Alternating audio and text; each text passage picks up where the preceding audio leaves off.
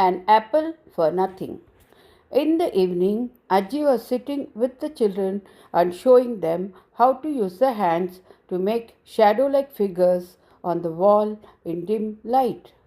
Though she was an amateur, it was still delightful for the children to see.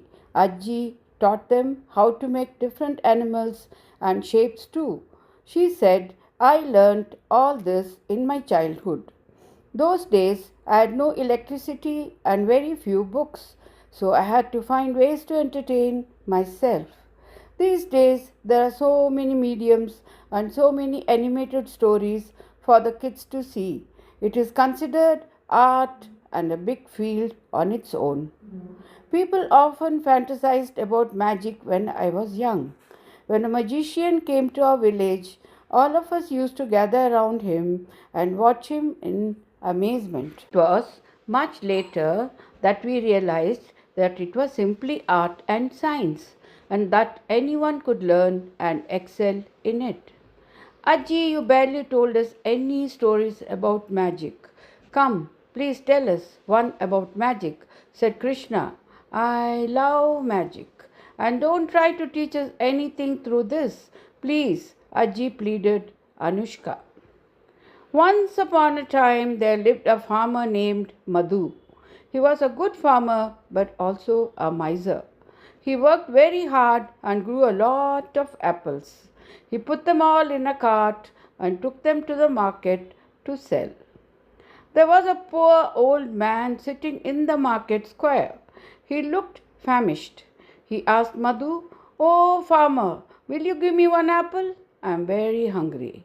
No, said Madhu, but I am starving and I haven't eaten in more than a day. You have so many apples in your cart. Will you not give me one? Asked the old man, unfazed. Of course not. I have worked really hard to secure each one for sale. Go ask someone else. Please, farmer. Go away, old man, snapped Madhu. Give me one apple and you will have my blessings. I don't need your blessings, old man. I need money, said Madhu harshly. The old man smiled at him. He said, Everyone needs blessings, child. Blessings will not bring me profit, said Madhu, and began to argue with him. A kind, compassionate woman who was passing by bought one apple and gave it to the old man. Before the old man started to eat, he made an announcement in the market square. I invite all of you to come here and eat as many apples as you want. People chuckled. What was the poor man talking about? Madhu laughed at him. If you have anything to eat or give, you would not have begged for me for an apple. Wait, let me eat. The old man finished the apple, took the seeds and planted them in a pit nearby and covered it with mud. He asked for water and someone from the market square gave him a pot of water. He poured it on the apple seeds. Within a few seconds, a sapling appeared. Within a few minutes, it became a tree. Within a half hour, red and tempting apples were hanging from the tree. By then, a big crowd had gathered around the man. The old man announced, Come, eat the apples from the tree. People were pleasantly surprised to get a free apple. Many took one and went their ways while eating it. Madhu also took one apple from the tree and placed it in his pocket, wondering what he had just seen.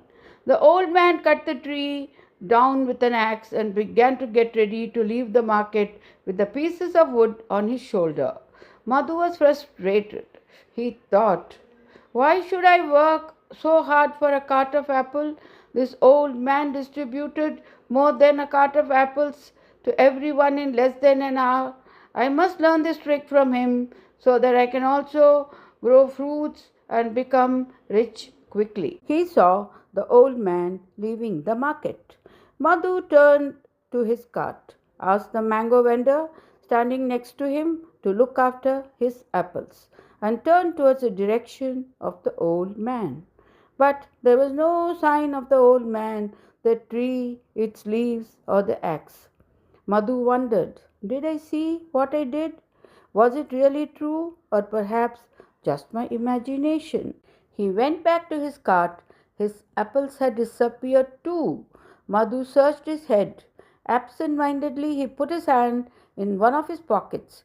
He found an apple, the one that he had taken from the old man's tree. He ate it.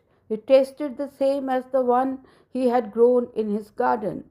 Oh no, the apple that had been distributed were his. The old man had created an illusion. It was magic. A great magician had cheated him. I wish I had just given him one apple in the beginning when he had asked for it. Then I might have saved my entire cart. I have been penny wise and pound foolish, thought Madhu.